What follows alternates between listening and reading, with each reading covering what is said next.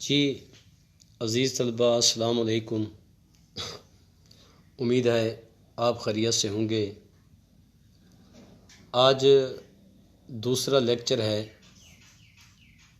سبق تھا شبلی نعمانی کا لکھا ہوا مناقب عمر بن عبدالعزیز، وہ ہم پڑھ رہے تھے،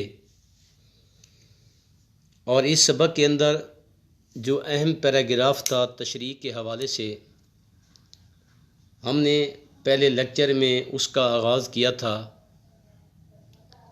اب اس دوسرے لیکچر کے اندر اس پیراگراف کو ہم مکمل کریں گے۔ وہ پیراگراف یہ تھا، ان کا ایک اور نہایت کارنامہ جو قابل قدر ہے، سلاطین بنی امیہ کی ناجائز کارروائیوں کا مٹانا تھا۔ یہاں تک ہم نے پڑھ لیا تھا۔ آج ہم نے یہاں سے پڑھنا ہے، سلاطین بنی امیہ نے جو ملک کا بڑا حصہ زمینداری کی حیثیت سے رعایا کے قبضے میں تھا، اپنے خاندان کے ممبروں کو جاگیر میں دے دیا۔ یعنی بقول مصنف حضرت عمر بن عبدالعزیز جو بنی امیہ کے 8ویں خلیفہ تھے، جو سلیمان بن عبد الملک کی وفات کے بعد خلیفہ بنے تھے۔ اس سے پہلے حضرت عمر بن عبدالعزیز سے پہلے بنی امیہ کے جتنے حکمران گزرے ہیں، انہوں نے عوام پر ایک ظلم و ستم یہ کیا، جو زرخیز زمین تھی اور رعایا کے قبضے میں تھی، وہ رعایا سے چھین کر اپنے خاندان کے ممبروں کو جاگیر میں دے دیا۔ جاگیر وہ زمین جو بادشاہ یا حکومت کی طرف سے انعام کے طور پر تحفے میں دی جائے، اسے جاگیر کہتے ہیں۔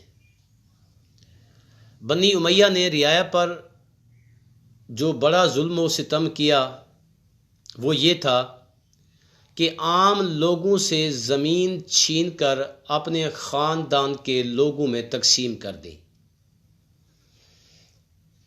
ایک عادل سلطان کا ایک لمحے کا جو عدل ہوتا ہے، وہ ایک زاہد کی 100 سالہ عبادت سے بہتر ہوتا ہے۔ جہاں تک عدل و انصاف کا تعلق ہے،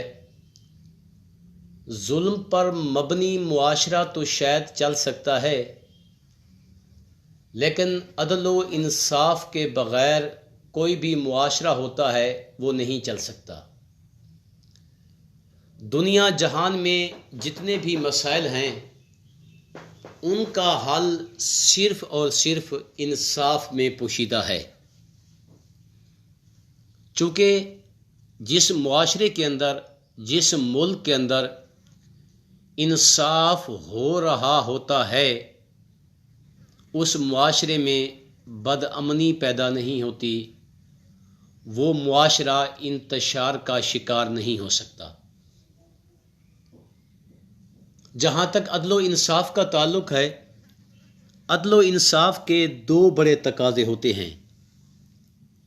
ان تقاضوں کو مکمل کیے بغیر عدل و انصاف نہیں ہو سکتا۔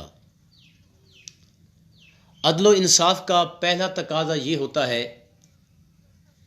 کہ حقدار تک حق پہنچنا چاہیے، یا حقدار کو حق دلوایا جائے۔ یہ انصاف کا پہلا تقاضا ہے۔ اور انصاف کا دوسرا تقاضا کیا ہے؟ وہ یہ ہے کہ غصب شدہ جو مال ہوتا ہے، اس مال کو واپس کرایا جائے۔ یہ انصاف کے 2 تقاضے ہیں۔ حضرت عمر بن عبدالعزیز نے اقتدار سنبھالتے ہی انصاف کے انہی تقاضوں کو پورا کیا۔ جہاں تک زمین کا تعلق ہے، زمین کا جو حقیقی مالک ہے وہ تو اللہ کی ذات ہے۔ خود قرآن نے گواہی دی ہے، الارض للہ، زمین اللہ کی ہے۔ ذرا غور کیجئے، بیج کے بونے سے لے کر فصل کے پکنے تک یہ تمام مراحل اللہ کی ذات طے کرتی ہے۔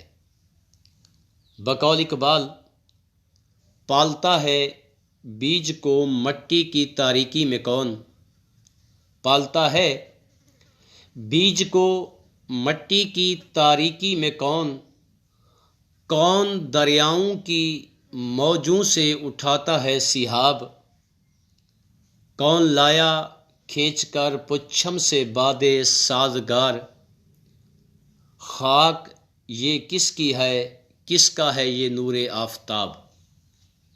اب رعایا سے، عام لوگوں سے زمین چھین کر خاندان میں تقسیم کرنا، یہ ظلم تھا بنی امیہ کے حکمرانوں کا، یہ زیادتی تھی بنی امیہ کے حکمرانوں نے، اور کسی کو بھی توفیق نہ ہوئی کہ یہ جو ظلم و ستم بنی امیہ کے حکمران کرتے چلے آ رہے تھے کہ وہ ظلم و ستم یہ بند کر دیتے۔ چونکہ زمین کو چھوڑنے کا مطلب کیا ہوتا ہے؟ عیش و عشرت کو ترک کرنا، اور کوئی بھی شخص عیش و عشرت کو ترک نہیں کر سکتا، چونکہ زمین کی، دنیا داری کی، دولت کی محبت جو ہوتی ہے یہ ایک فطری محبت ہوتی ہے، حقیقی محبت ہوتی ہے۔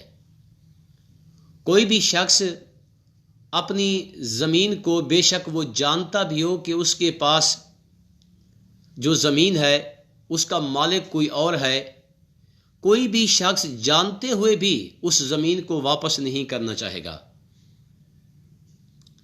اب آگے مصنف کہتا ہے کہ جس طرح سلاطین تیموریہ کے زمانے میں بڑے بڑے صوبے شہزادوں کی جاگیر میں دے دیے جاتے تھے، یعنی یہ ظلم و ستم جو عوام پر ہوتا رہا صرف بنی امیہ کے حکمرانوں نے نہیں کیا۔